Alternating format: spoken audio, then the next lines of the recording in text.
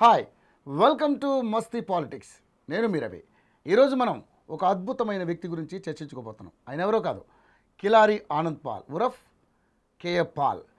కిలారి ఆనంద్ పాల్ ఒక క్రైస్తవ మత ప్రచారకుడు, రాజకీయ నాయకుడు, అమెరికాలో ఉన్న ప్రవాస భారతీయుడు, శాంతిదూత, మానవతావాది కూడా. అతను యుఎస్ఏలో గల global peace initiative, gospel to the unreached millions సంస్థల వ్యవస్థాపకుడు.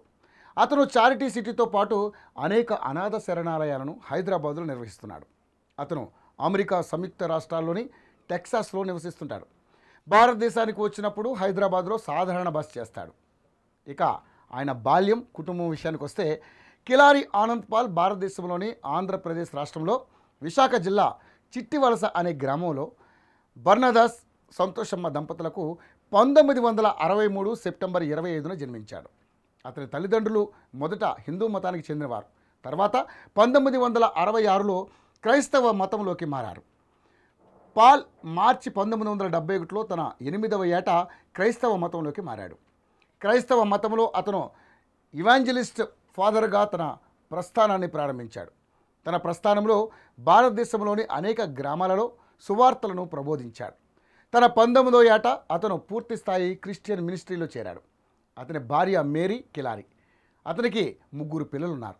అతని తల్లి 2019 ఫిబ్రవరి 12న విశాఖపట్నంలో చికిత్స పొందుతూ మరణించింది. క్రైస్తవ మత ప్రచారకుడు డాక్టర్ కేఏ పాల్ మంచి వక్త. తెలుగు, ఆంగ్ల భాషల్లో అనర్గళంగా మాట్లాడగలడు. తెలుగు రాష్ట్రానికి చెందిన పాల్ ప్రపంచంలో గొప్ప పేరును సంపాదించాడు. పాల్ ప్రపంచవ్యాప్తంగా ఎంతోమందికి పరిచయం. ఇక కిలారి ఆనంద్ పాల్ విద్యాభ్యాస విషయానికి వస్తే, ఇంటర్ పూర్తి చేశాడు. అతడు కెనడాలోని స్వాన్ రివర్, మానిటోబాలోని లివింగ్ వరల్డ్ బైబిల్ కళాశాల నుంచి గౌరవ డిగ్రీ పొందాడు.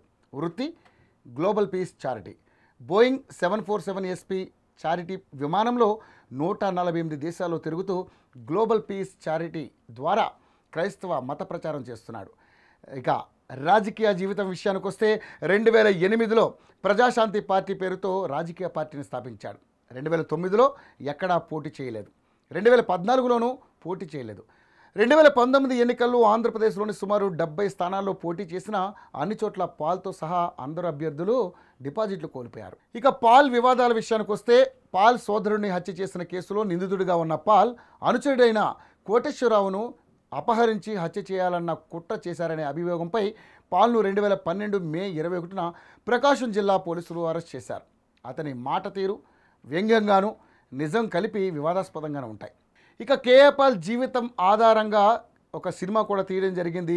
ఎస్బీ ఫిలిమ్స్ పతాకంపై తిమోతి దర్శకుడిగా సంతోషమ్మ నిర్మించిన విశ్వ విజేత అనే సినిమాను కూడా తీయడం జరిగింది. సో కేఏ పాల్ గురించి మనందరికీ తెలుసు కాబట్టి అతని గురించి కొన్ని నిజాలు చెప్పే ప్రయత్నం చేశాం. Thank you so much.